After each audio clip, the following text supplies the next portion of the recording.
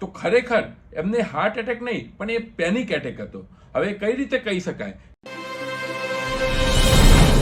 Heart attack અને panic attack એ બંને વચ્ચેનો ફરક શું છે? હમણાં એક પેશન્ટ આવેલું હતું કે જે 30-35 વર્ષનો છોકરો હશે. લગભગ 10 થી 15 ડોક્ટર્સને બતાવેલું હશે.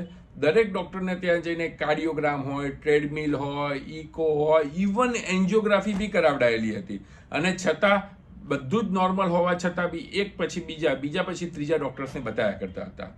બેઝિકલી એમને થતું શું હતું કે જ્યારે બી દુખાવો ઉપડે, અચાનક ડાબી બાજુ દુખાવો ઉપડે, અચાનક શ્વાસ ચડી જાય, ગભરામણ થાય, શરીર પરસેવો થઈ જાય, જે ટિપિકલ હાર્ટ એટેકના લક્ષણો હતા એ બધા જ લક્ષણો એમને હતા. અને કોઈ પહેલી વખત જોવે તો એને હાર્ટ એટેક જ માની લે. તો ખરેખર એમને હાર્ટ એટેક નહીં પણ એ પેનિક એટેક હતો. હવે કઈ રીતે કહી શકાય? કારણ કે આટલા બધા ડોક્ટર્સને બતાવ્યા પછી બી તમારા બધા જ રિપોર્ટ્સ નોર્મલ આવતા હોય અને ટિપિકલ હાર્ટ એટેકના સિમ્ટમ્સ જ્યારે તમે એ પ્રેઝન્ટ કરતા હોય, એનો મતલબ કે તમને અહીં નહીં પણ અહીં ક્યાંક ખામી રહી ગયેલી છે. હું આને કોઈ બીમારી નથી ગણતો, બટ આ સાયકોલોજીકલ એક ઇવેન્ટ થતી હોય છે કોરોના પછી, અથવા તો ઘણા સેન્સિટિવ પર્સન્સની અંદર રૂટીનલી બી આવા લક્ષણો જોવામાં આવતા હોય છે. અમે એટલા બધા પેશન્ટને એવા જોતા હોય છે કે વારંવાર કાઉન્સેલિંગ કર્યા છતાં બી મગજમાં એમને હાર્ટ એટેકનો ડર લાગી રહેલો છે. એના માટે અનનેસેસરી રિપોર્ટ્સ કરાવતા હોય છે, અનનેસેસરી દવાઓ લેતા હોય છે, પોતે અને પોતાના ફેમિલીને હેરાન કરતા હોય છે. So basically heart attack, panic attack વચ્ચેનો ફરક શું છે? હાર્ટ એટેક એટલે કે હૃદયની અંદર બ્લોકેજના કારણે હૃદયને મળતો બ્લડ સપ્લાય ઓછો થઈ જવો અને એના લીધે મૃત્યુની શક્યતા રહેલી હોય છે. જ્યારે પેનિક એટેક એ જસ્ટ સાયકોલોજીકલ બીમારી છે કે જેના લીધે કોઈ વસ્તુની એન્ઝાઇટીના કારણે તમારા નજીકના કોઈ માણસનું મૃત્યુ થયેલું છે, તમને કોઈક વસ્તુ એવી હર્ટ કરી ગયેલી છે કે જે તમારા મગજ ઉપર ક્લિક થઈ ગયેલી છે અને જેના લીધે હાર્ટ એટેકના સિમ્ટમ્સ આવી શકતા હોય છે. ખાલી લક્ષણો ઉપરથી બંનેને ડિસ્ટિંગ્વિશ કરવું વેરી ડિફિકલ્ટ છે ફર્સ્ટ ટાઈમ જો તમે પેશન્ટના કેસને જોતા હોય તો. પણ એક વખત રિપોર્ટ કર્યા પછી તમને ગણજોલી અને પેશન્ટની સાયકોલોજીકલ હિસ્ટ્રી, એની ફેમિલી હિસ્ટ્રી, એ બધું સમજ્યા પછી યુઝ્યુઅલી કોરિલેટ થઈ શકતું હોય છે. તો એટલા માટે જ દરેક વખતે જ્યારે દુખાવો કે શ્વાસ ચડે તો એનો મતલબ એ ના હોય કે હાર્ટ એટેક હોય છે.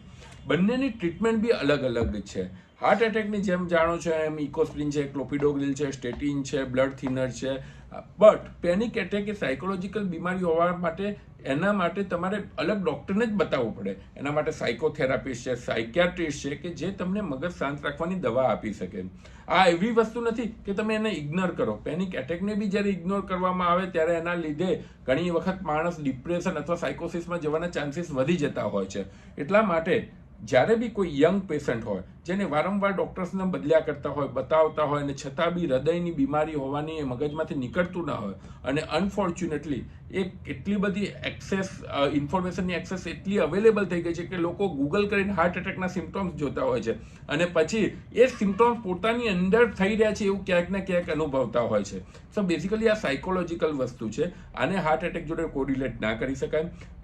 એટલું જરૂરી છે એવા પેશન્ટ માટે સમજવું કે હાર્ટ એટેક અલગ છે, પેનિક એટેક અલગ છે, પેનિક એટેકના ડોક્ટર્સ અલગ છે અને એના માટેની ટ્રીટમેન્ટ અલગ છે. તમારે તમારી લાઈફ અથવા તો તમારા સ્વજનની લાઈફ જો સારી રીતે બનાવવી હોય અને આના વસ્તુના લક્ષણો તમે ક્યાંય નોટિસ કરતા હોય કે જે વારંવાર જેને હાર્ટ એટેકના વિચારો આવે છે, તો તમારે સાયકિયાટ્રિસ્ટની હેલ્પ લેવી જોઈએ. એમાં જરાય વસ્તુ ખરાબી નથી. અમુક મેડિસિન્સ પછી તમારા વિચારો થોડા ઓછા થતા હોય છે, અમુક સાયકોથેરાપીથી તમે એમાંથી બહાર આવી શકતા હોય છો. માટે જ આવા કોઈ લક્ષણો દેખાય તો એ માણસ જોડે આ વિડીયો પહોંચાડજો કે જેનાથી એમને આઈડિયા આવે કે રાઈટ ગાઈડન્સ ક્યાંથી લેવું.